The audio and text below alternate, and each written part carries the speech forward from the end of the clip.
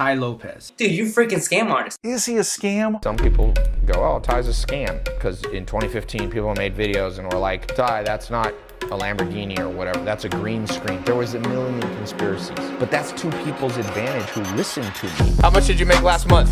I made 150K last month. We used to make minimum wage. Now we're doing over 70,000 a month. Marketing agency making $12,000 a month. $35,000 a month. Making $12,000 a month. So now I'm at $10,000 a month. About $250. All the way up until $20,000 a month, $5,000 a month. I'm doing over $60,000 in gross monthly sales. $2,500. Now I'm making $15.5 a month. On track to make 6 figures. $224,000. Over $130K a month. $130K a month, and you're doing marketing.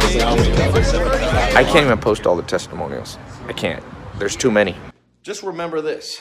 The less people who believe something can happen, the more opportunity for you. The more competitors, the less profit you'll make. That's why when people say, oh, Tai, all this stuff I see you posting looks like a scam, like you have courses and things, and are people actually making money? Because I see you saying this person made 50 grand a month and 20 grand a month, and oh, that seems like paid actors. I'm happy. You should be happy too. Less competitors, less suppliers, the more profit for you. Supply and demand. You don't need a college degree. You don't need an MBA to figure out supply and demand.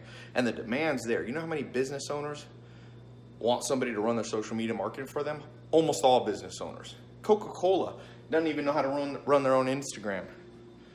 They got less followers than me, biggest brand in the world.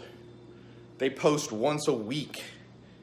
They spend $1 billion on marketing and they forget about social media. That's an opportunity for you. Maybe don't go after Coca-Cola as your biggest client, or your first client, I should say. But sky's the limit. You might get a client like that one day that pays you $1 million to do their social media marketing. E-commerce, I've been telling people about. I mean, Black Friday had the biggest sales day online ever. Everything's going bankrupt. That's stores. Sears is going bankrupt. American Apparel went bankrupt. JCPenney will be gone. Walmart's on the decline. Amazon's up. So the less people who believe what we're talking about, what you and I understand, be excited. I always tell people once in good conscience, I say, listen, here's an opportunity for you. And then if they shout back, oh, I don't believe you, prove it to me. I'm like, why would I prove it to you? Why would I create a competitor who has animosity and nothing but venom? I'm happy for you to stay in the status quo, my friend. Stay with what you're doing. Open your little store, brick and mortar store. In good conscience, I can say, I told people, they didn't listen. Real estate, bigger opportunities than ever. And there's going to be a recession here relatively soon. You can count on it. Capitalistic cycles go 5 to 10 years. Last one was 2008. It's coming right around the corner.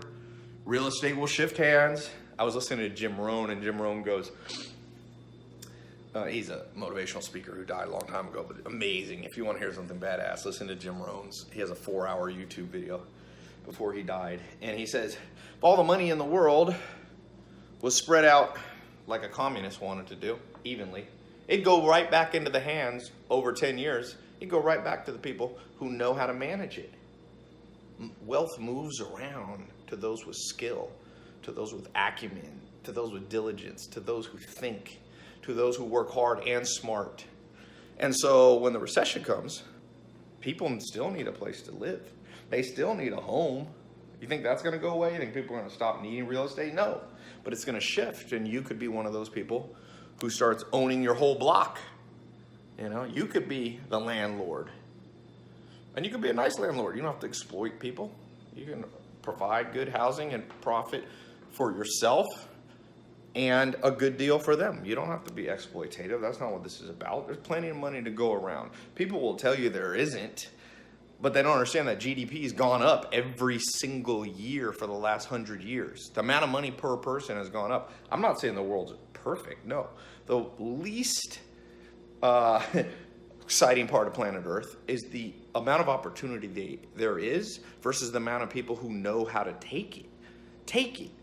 And in order to take it, I'm going to tell you 3 things you got to know. To take the upcoming opportunities, the disrupted industries, e-commerce, social media, real estate, and you to profit by it, and you to make a job out of it, and a career and an income out of it. You're going to need 3 things. 1, you're going to have to be able to see what other people can't see. When other people are skeptical, Jeff Bezos got on the e-commerce train in 2004. He's one of the first people ever. And look, he was rewarded with being the wealthiest person in the world. Same with Steve Jobs with computers. They all laughed at him. But that means there was no competitors and he just went in there. That's number one. You gotta have that vision and that thick skin. Number two, you have to build some skill. You know, you gotta build some skill.